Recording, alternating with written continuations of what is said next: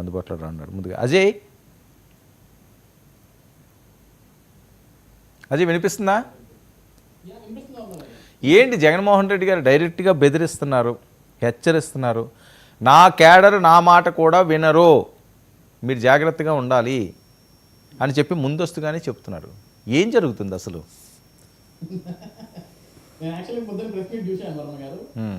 అప్పుడప్పుడు నాకు బోర్ కొట్టి టైం పాస్ కావాలన్నప్పుడు జగన్మోహన్ రెడ్డి గారి వీడియోస్ లేకుంటే ఆయన ప్రెస్ మీట్లో చూస్తుంటాను. ఈరోజు పెట్టాడు ఒక కామెడీ షో, వెరీ గుడ్. ఆయన ఏమన్నాడు, నా కార్యకర్తలే నా మాట వినరు అంటే దేనికి? నీకు ఓట్లు వేయకుండా ఉండేదానిక?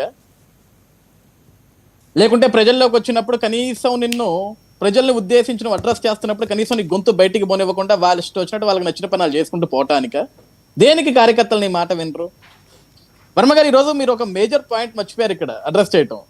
ఆయన ఈరోజు చెప్పిన దాంట్లో బాగా హైలైట్ అయిన విషయం ఏంటంటే, ఈ రప్ప డైలాగ్ గురించి సినిమాని విశ్లేషించి చెప్పాడు. పవన్ కళ్యాణ్ గారు కానీ బాలకృష్ణ గారు చాలా పెద్ద పెద్ద డైలాగులు వేస్తారు. అవి సినిమాలో ఉంటాయండి, వాటికే సెన్సార్ ఇవ్వలేదు కదా. సినిమాలో డైలాగులు కేసులు పెడతారా మీరు? మీకు నచ్చకపోతే సినిమాలు తీయటం ఆపేయండి, సినిమాలు బ్యాన్ చేయండి అన్నారు. అంటే సినిమాలో డైలాగులు ఎక్కడన్నా వాడుకోవచ్చు. జగన్మోహన్ రెడ్డి గారు దాని మీద క్లారిటీ ఇచ్చారు కదా. సినిమా డైలాగులు వాడితే ఎక్కడ ఎటువంటి కేసులు ఎటువంటి తప్పులు చేయకూడదు కదా. మరి ఎందుకు సార్ ఆ రోజు పట్టాభి గారు ఒక పదం వాడారు, అది ఈయన ఉద్దేశించి అయితే ఎక్కడా మాట్లాడలేదు, లేకుంటే ఈయన పేరుతోటి ఎక్కడా మాట్లాడలేదు. ఆ పదం అనేక సినిమాలలో అనేక సార్లు అనేక మంది మాట్లాడారు. చివరికి వీళ్ళ పార్టీలో ఉన్న మాజీ మంత్రి అయిన రోజా గారు ఆవిడ చేసిన జబర్దస్త్ షోలో స్కిట్ లో కూడా ఆవిడ ముందే ఎవరైతే కామెడీ చేస్తారో వాళ్ళు కూడా పదం వాడితే ఆవిడ చప్పట్లు కొట్టి వేల వేసి సిగ్గుపడుతూ నవ్వింది.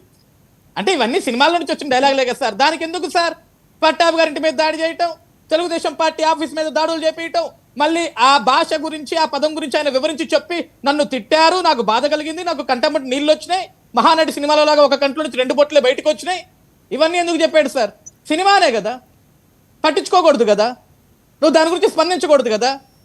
సెన్సార్లో లేని డైలాగులు సినిమాలో వాడినప్పుడు నువ్వెందుకు అది సెన్సార్గా ఫీల్ అయ్యి నువ్వెందుకు రియాక్ట్ అయ్యావు దానికి? కాబట్టి ఈరోజు ఎవరిని బెదిరిస్తున్నారు, ఎవరిని హెచ్చరిస్తున్నారు అంటే మమ్మల్ని బెదిరించేదానికి మమ్మల్ని హెచ్చరించేదానికి ఆయనకి అది కూడా లేదు సార్.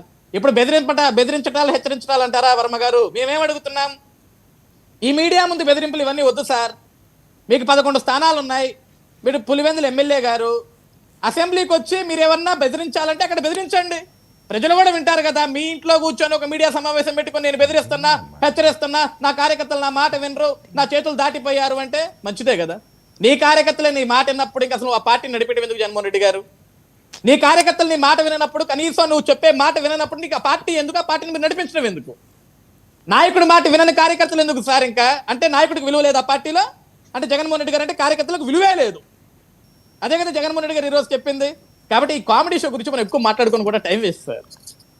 అంటే మీ కామెడీ షో కింద ఉన్నది, ఆయన చాలా దాన్ని సీరియస్ గానే తీసుకున్నారు, హెచ్చరిస్తున్నారు. మేమైతే కామెడీగా తీసుకున్నాం సార్. ఆయన ఎంత సీరియస్ చేసినా సరే మాకు అది కామెడీగానే ఉంటుంది. రైట్. ఎందుకంటే సీరియస్ గా తీసుకోవాల్సిన అంశాలు కాదు కదా సార్ ఆయన మాట్లాడింది.